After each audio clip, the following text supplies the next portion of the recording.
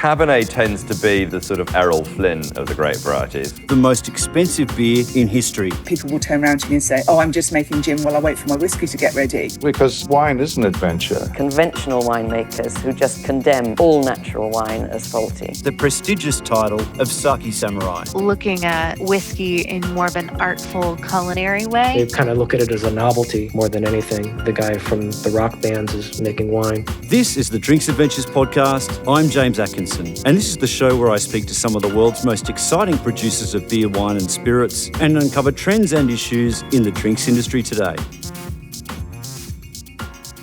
Henschke is one of the most revered names in Australian wine. The company is best known for Hill of Grace and Mount Edelstone, its iconic single vineyard shirazes produced from some of the world's oldest vines at its estate in Eden Valley, South Australia. We're joined this episode by viticulturist Prue Henschke, who has worked with her husband Stephen in the family wine business since 1980. The occasion is the recent launch of the 2016 Henschke Single Vineyard Shirazes, an appropriate juncture to discuss the evolution of these wines under Prue and Stephen's stewardship. Most Australian wine drinkers are likely familiar with the style of Barossa Valley Shiraz, but I think Eden Valley is possibly less well understood. I started the episode by asking Prue about the fundamental differences between the wines from these two neighbouring regions. Well, you're going up 200 to 300 metres into the hills, and our picking times are usually about 2 weeks later than the Barossa Valley. So there's quite a delay, I guess, because of that altitude difference and slightly different rainfall. And it's sort of more sloping and valleys, turning towards the north, turning towards the east. They're different aspects, whereas the Barossa is sort of down in a bowl, so there's more warmth. Prue says these contrasts are even more obvious when you compare Eden Valley Shiraz with that of the Ebenezer sub-region in the northern Barossa Valley. If you look at some of the Ebenezer wines, they're really quite dense, structural, like concentrated plums and then lovely strong tannins, whereas in the Eden Valley area you tend to get more of the red plum character of Shiraz. It's not as dense, and then on top of that more spice notes, so it's perhaps in the more savoury line rather than the dense plum. The signature spice note in the Eden Valley Shiraz from Henschke's 109-year-old Mount Edelstone vineyard is bay leaf. And I think it's most probably to do with the bigger structure of the vines and also slightly different soils and definitely more Scott Henry. By then, Mount Edelstone was basically all on the Scott Henry trellis, getting far more sunlight, forming more colour and stronger tannins.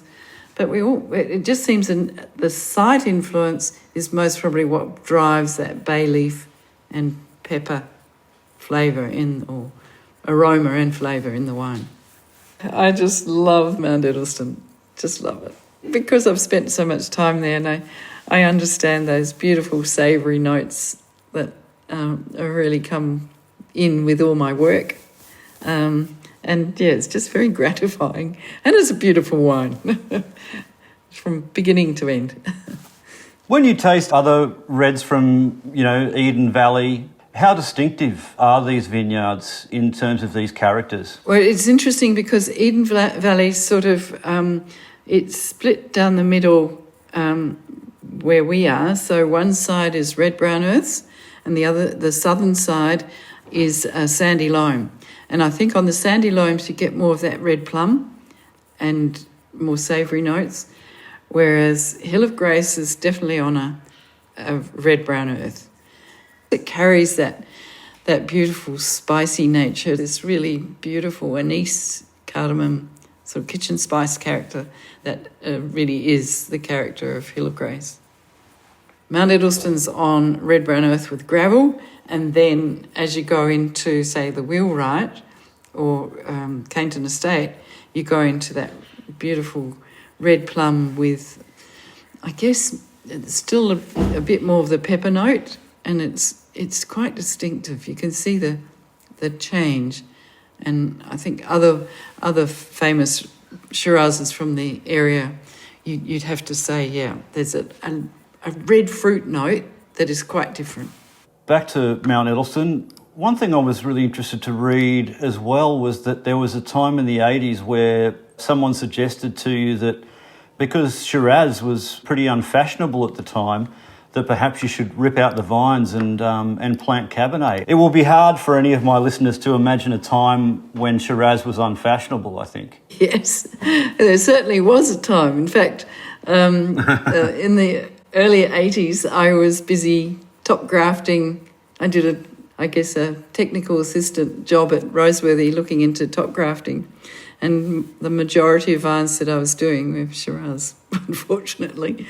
But certainly there was an idea that perhaps we should plant Cabernet.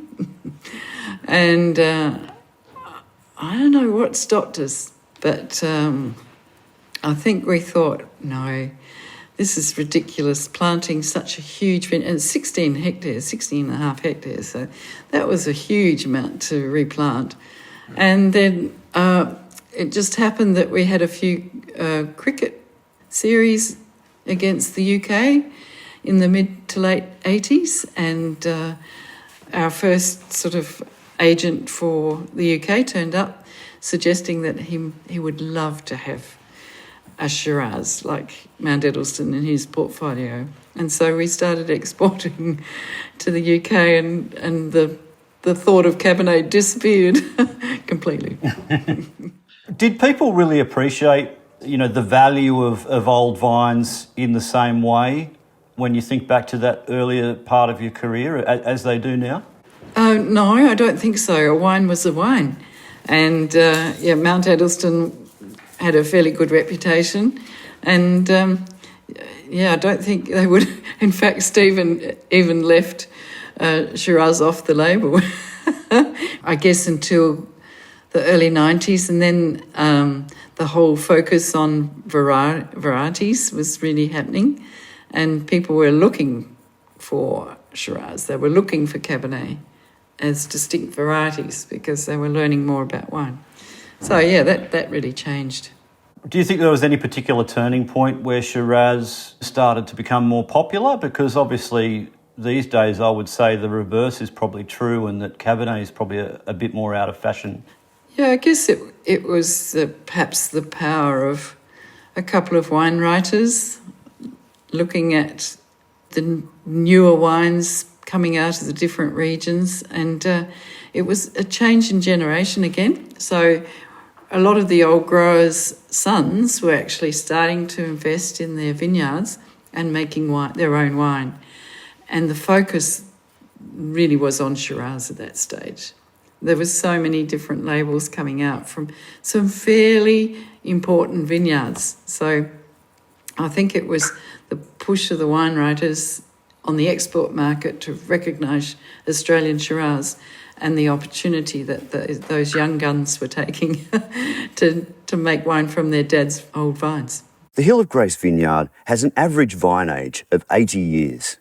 The first record of vines at Hill of Grace was when they built the church. So in 1860, they say that they built the church overlooking the vineyard. So that's how we know that the first part of Hill of Grace was at least there in 1860. And then the next bit of Hill of Grace was planted in 1910. And it seems to be a whole period around Federation to that time, to the beginning of the First World War. There were a lot of vineyards planted. So there must have been a bit of a frenzy and a lot of rainfall, I guess, because these were all dry grown.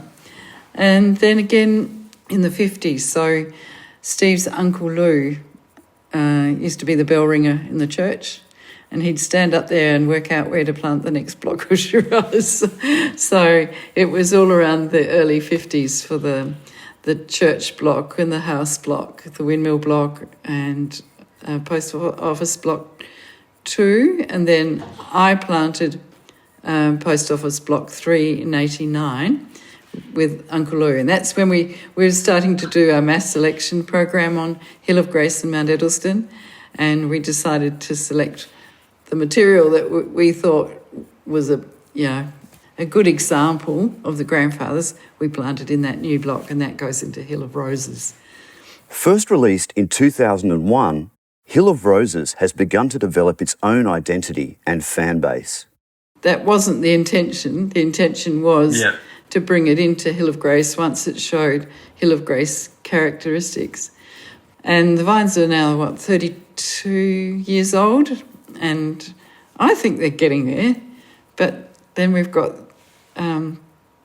this Hill of Roses label, which has really caught on people's imagination. They love that idea of having a baby Hill of Grace, I guess. And, and it has its own structure too. But I think gradually you'll see those kitchen spice characters come into the wine as the vines. And it's proof that vines do start maturing at around 30. And, because I think in Australia we've chosen 35 as the age of vines that are old. Prue and Stephen Henschke have made incremental changes in viticulture and winemaking since Stephen took over the business in 1979. Well, the 70s were when we came back from Germany. We settled down here and, Steve took over the winemaking. And I guess the wines were a lighter style, and that was in response to consumer demand. They wanted to see reds with a sort of not so heavy alcohol, lighter red style. And that's exactly what Steve's father was making. And that's when I started to question, perhaps we could do better with the fruit by giving it more exposure. And at the same time, I was working at Roseworthy with the famous Dick Smart and Patrick Ireland pair, who were looking into the influence of shading on colour, and it also had a real impact on flavour and tannin, so that those three things are coordinated in the ripening of the grape. So I started to change the old vineyards, particularly at Mount Edelstone. That's where I changed the canopies most. I guess use of old barrels, not using barrels that had a really hygienic treatment, that were quite old. So that really influenced the character of the wine as well. And I guess that's where Steve had his major input into the winemaking, by certainly converting to fresher oak, but also to French oak. American oak can be very, very aromatic, very perfumed, and I mean, it is a wonderful accompaniment to Shiraz, but sometimes it's too dominant. Prue has also pioneered the introduction of native grasses in between vine rows to protect soil structure without competing with the vines for water. Well, wallaby grasses need other native plants to exist with, so that was the reason to bring in that native diversity into the sward as well, the lilies and I guess the daisy family as well. So, that's where I'm at the moment, trying to establish that. I guess the other thing was mulching. In late 80s, early 90s, I looked at trying to preserve the moisture under vine in our dry-grown vineyards, and that's when I experimented with a whole lot of straw mulches, and now we use wheat straw over compost under the vine, and I think everybody's realised, it's a really good thing, because it'll take you through that heat wave, and the soil will remain around 25, 26 degrees, whereas a bare soil will heat up to about 50. So there's a huge advantage in having a straw mulch cover there. And these are all, improvements that you've made that I suppose those, what people call those little 1%ers, or maybe they're even more than that have contributed to that, continuous improvement that we've seen in the Henschke wines. Yes, I think, now the vines don't go through so much stress, certainly in those warmer years. It just seems to produce better fruit. I'm sure that there's not a whole lot of wines from the 70s and 80s in the museum, but occasionally there are events where you open some of these older bottles. What do you see? What you just told me in the wines from that era. How do they present now? Well, I think when you look at the 70s, they're these beautifully structured, with all those tertiary characters of a red wine, but not the structure in the tannin. So they're lighter weight, they're delicate, they're quite aromatic, but that sort of leathery character comes in very dominant into the wine. Whereas in the 80s, you sort of start to see more of the tannins come in, and there's more structure in the palate from the tannins. And it's quite a change. And then in the 90s, when you see the influence of my canopy change, then you see a real structural change in the tannins and the colour. Now, let's talk about the 2016 vintage. How did that compare to 2015, which I know there were some issues with frost? There weren't there for Hill of Grace, at least? Yes, well, after 16 was quite good. So we had reasonably good rains during winter, and then we went into a very sort of calm spring compared to the 2015, where we didn't have too many catastrophes like frost, and wind was a big factor in 2015, poor set.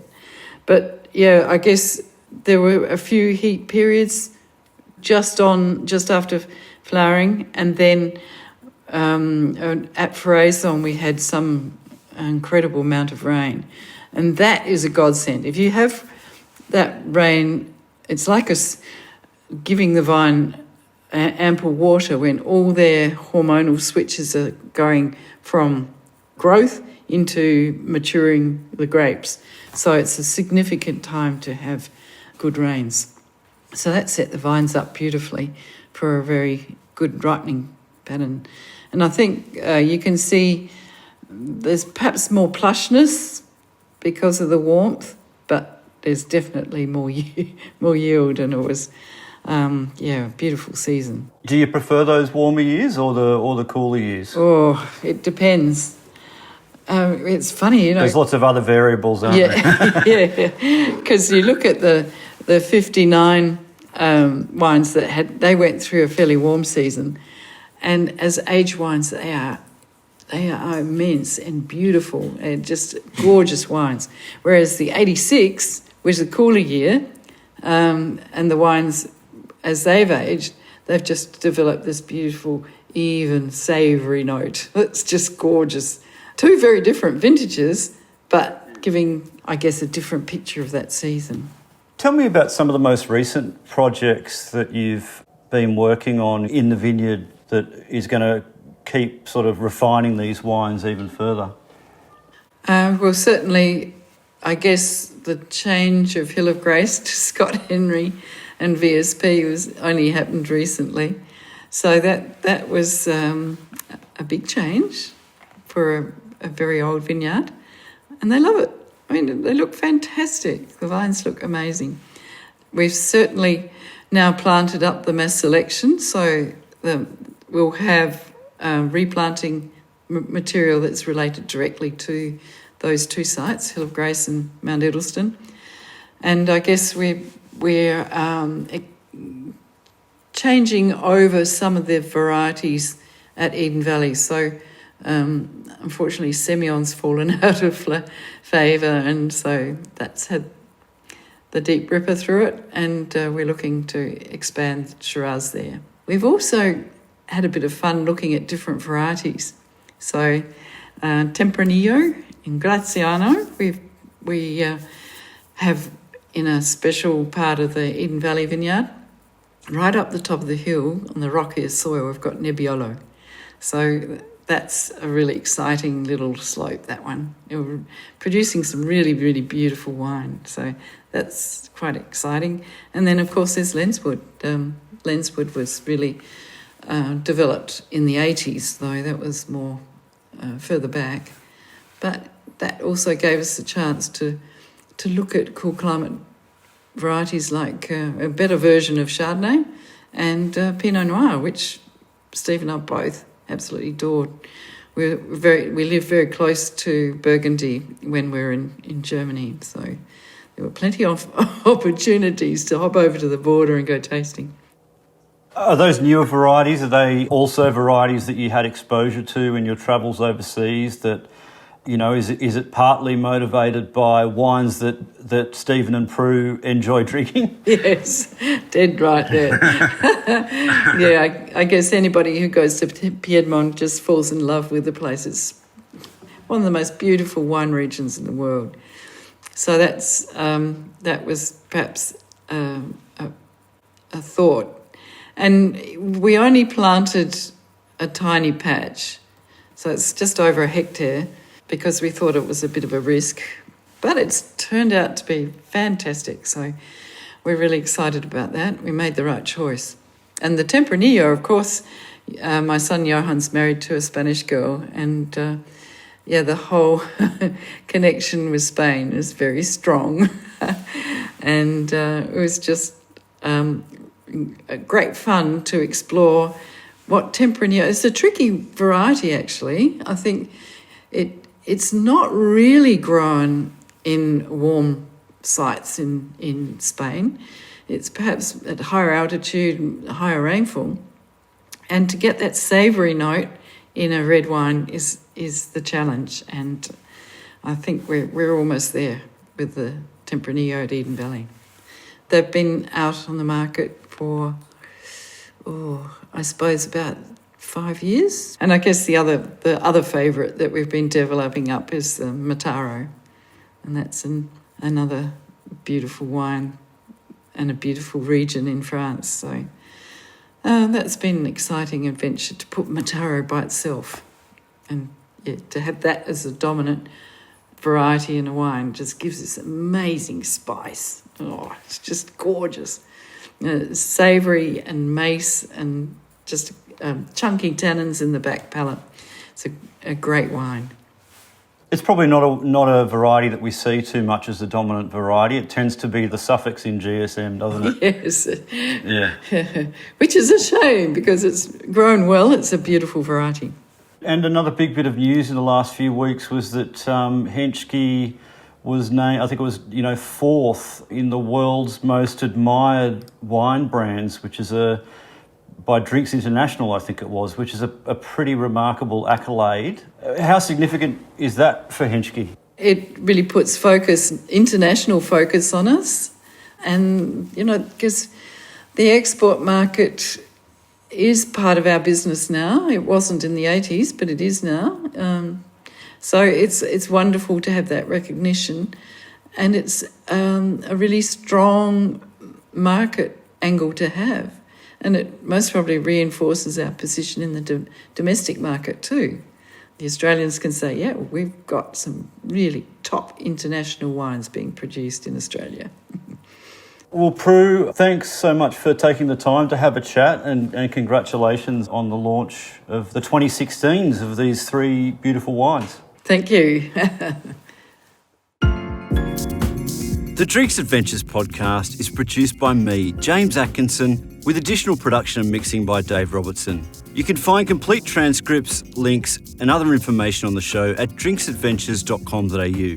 You can follow me on all social media platforms at @ByJamesAtkinson, like my Facebook page, James Atkinson Drinks Adventures, to be kept informed of podcast giveaways and other news about the show. The Drinks Adventures podcast needs your support as listeners. Please do us a favour and leave an honest review and rating for the podcast on iTunes or Stitcher. We love hearing your feedback and it helps inform other people this is a show worth listening to. Or simply drop us a line at hello@drinksadventures.com.au.